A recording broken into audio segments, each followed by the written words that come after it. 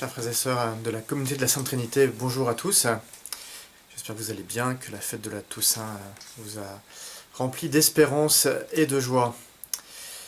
Je viens vers vous aujourd'hui pour faire un peu le point sur notre année pastorale. Cette année pastorale qui, après une bonne grosse année de pandémie, de confinement, de couvre-feu, une année pastorale qui reprenait à peu près son rythme normal, et sur un rythme plutôt joyeux, heureux de nous retrouver enfin tous ensemble pour reprendre le cours de nos activités pastorales. Et voilà qu'au mois d'octobre, début octobre, le rapport de la commission Sauvé est venu troubler cette joie de la rentrée pastorale tous ensemble.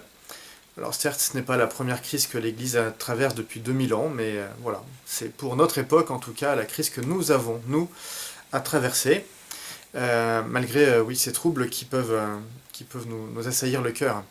Troubles d'abord face à la douleur de ces victimes, dont nous prenons connaissance, à la fois l'ampleur en nombre des victimes qui ont été touchées donc, par ces actes de pédocriminalité depuis 70 ans, et puis aussi le trouble face à la douleur que nous sentons chez les victimes qui ont eu l'audace de se manifester, de pouvoir libérer leur parole à cette occasion. Et donc il nous appartiendra de continuer de les accompagner en favorisant des espaces de parole pour toutes ces victimes. Donc la réunion avec M. Garapon de la Chiaz avait permis déjà un début d'expression. La réunion que nous avons pu avoir au début des vacances scolaires a permis aussi un temps d'échange, d'expression. La réunion que nous avons autour de deux psychologues qui vont nous parler du processus de destruction, mais aussi de reconstruction pour les victimes. Tout cela va nous permettre d'avancer sur une première étape d'aide pour la reconstruction des victimes. Évidemment, on ne s'arrêtera pas là, parce que ce processus est forcément long. Donc je compte sur vous aussi pour suggérer des pistes pour avancer dans cette prise en charge de ceux qui souffrent.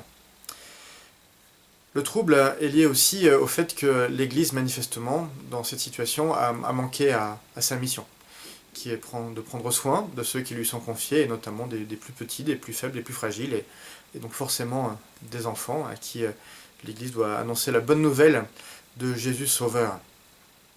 Et donc ce sentiment que l'Église a failli dans sa mission nous serre le cœur.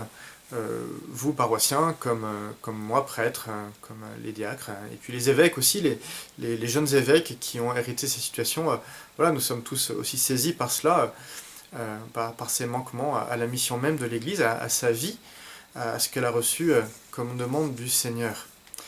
Et donc il est bon aussi, à côté du soin que nous devons apporter aux victimes, il est bon aussi que nous puissions prendre soin de notre Église, de notre communauté ecclésiale à travers le monde, comme ici chez nous.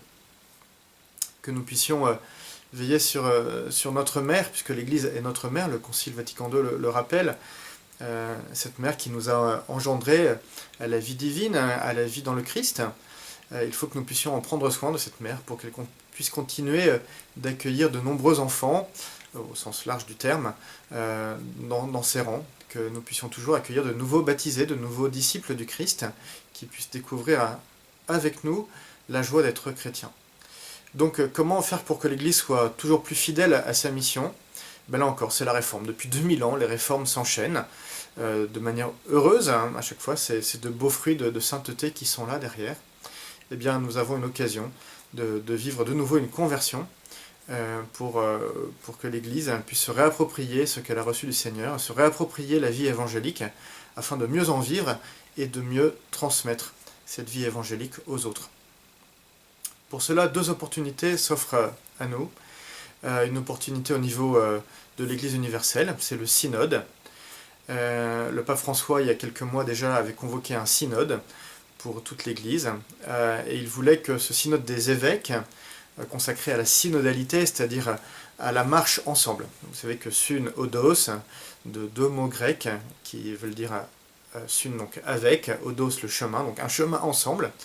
Comment l'Église peut, dans la synodalité, retrouver la prise en compte de toutes les dimensions de la vie de l'Église, depuis les évêques jusqu'au dernier des baptisés. Voilà, que nous puissions vraiment tous ensemble apporter notre contribution à la vie évangélique. Voilà, je dis bien les derniers baptisés, c'est-à-dire que les catéchumènes aussi, ceux qui viennent de rejoindre notre communauté, ont aussi certainement des choses à dire avec toute la fraîcheur de leur regard nouveau. Voilà. Donc la sagesse des anciens, le regard des nouveaux. Nous pouvons tous être intéressés par ce synode que le pape François donc, a convoqué et pour lequel il veut que tout le peuple de Dieu, dans toutes ses composantes, puisse apporter sa pierre. Pour cela, donc, nous avons une frange diocésaine de ce synode qui se déroule donc jusqu'au mois de mars. Nous sommes invités par le pape François à nous rassembler autour de plusieurs thèmes qui sont proposés. Il y a 10 thèmes. Vous pouvez aller voir sur le site de la paroisse et sur le site du diocèse ces 10 items. Et donc il nous est proposé de nous remettre en équipe pour prier ensemble, discerner ensemble, réfléchir ensemble, être créatifs ensemble, non pas à partir simplement de nous-mêmes et de nos ressentis, mais vraiment que nous puissions ensemble nous mettre à l'écoute de la parole de Dieu pour, à la lumière de la parole de Dieu, discerner ce que le Seigneur attend de nous, ici et maintenant. Pas il y a 200 ans, pas dans 200 ans, mais ici et maintenant. Voilà. Donc je vous propose de vous remettre en équipe synodale, comme en 2011, pour le synode diocésain. Voilà, fonder des équipes, aller chercher à la fois des cathos bien convaincus, et puis ceux qui sont dans nos périphéries. Voilà, que les militants qui ont déjà plein d'idées puissent se réunir avec ceux qui peut-être n'avaient jamais réfléchi, qui disent non, tout va bien.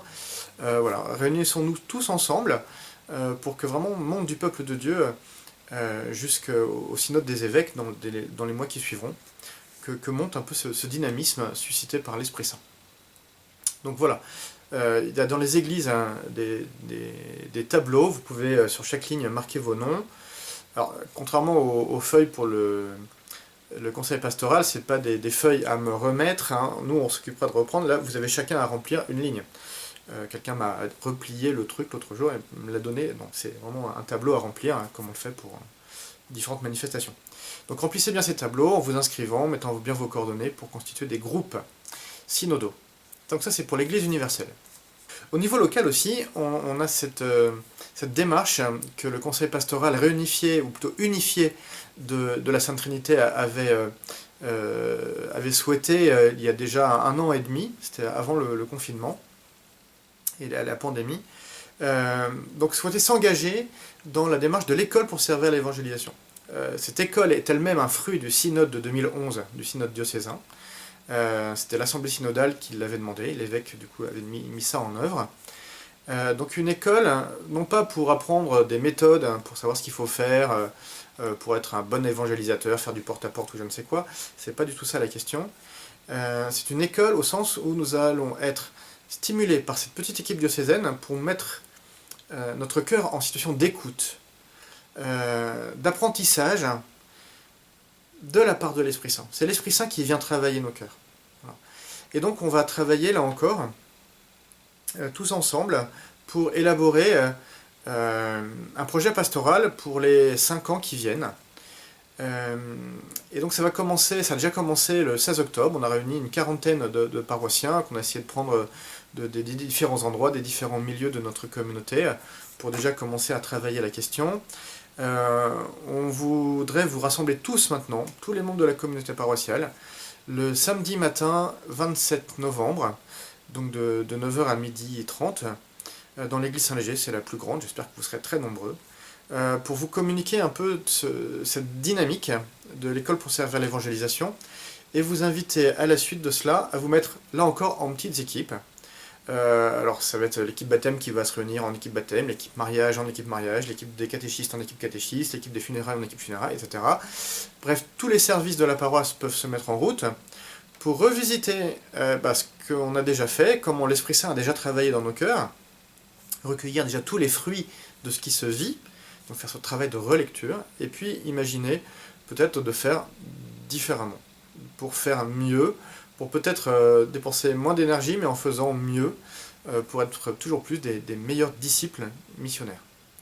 Suite à ces temps de groupe, alors donc là j'ai parlé des équipes déjà constituées, mais comme pour le synode, vous pouvez aussi vous constituer en petites équipes, parce que vous avez certainement des contributions à faire pour inventer des nouvelles modalités d'accueil, au sein de nos communautés.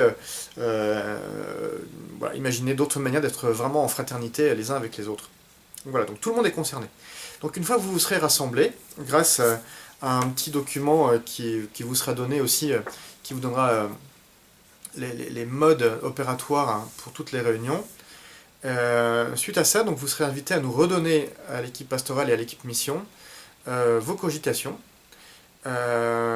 Suite à ça, du coup, on fera une synthèse, et avec l'école pour servir à l'évangélisation, donc on va réfléchir à comment mettre en œuvre vos propositions pour bâtir ce projet missionnaire pour les 5 ans qui viennent.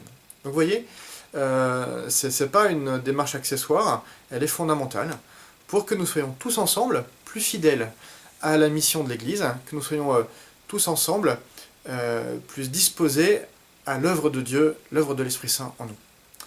Pour accompagner cette démarche aussi, on vous invitera pendant le carême à vivre 4 mercredis d'affilée. Généralement, le carême est un temps propice pour ces rassemblements de réflexion, de méditation et de conversion, avec un petit livret. Donc il y aura des soirées organisées pour le coup dans nos paroisses, dans nos communautés paroissiales, tous ensemble, hein, des temps de prière, de réflexion, des temps d'enseignement, qui vont nourrir justement toute cette dynamique de mise à l'écoute de l'Esprit Saint. Voilà, donc beaucoup de choses à faire. On voudrait vous présenter tout ça donc le 27 novembre. Donc venez nombreux le 27 novembre. Et puis au niveau de l'Église universelle, inscrivez-vous nombreux aussi pour le synode. Voilà, on traverse une crise, on va la traverser ensemble, non pas en désespérant, non pas en s'auto-flagellant, mais en regardant à quelle conversion l'Esprit Saint nous appelle, mais une conversion joyeuse, qui n'est pas là pour nous désespérer et nous dire « ça sert à rien d'annoncer l'évangile, ça sert à rien d'être chrétien ». Au contraire, je crois vraiment que c'est dans ces moments de tension, de difficulté, que traverse l'Église, mais aussi notre monde, que l'évangile doit être le plus annoncé et vécu. Alors voilà, annonçons-le, vivons-le tous ensemble, et que l'Esprit Saint soit avec nous. Puis je vous invite dans toutes ces démarches à vraiment prier les uns pour les autres.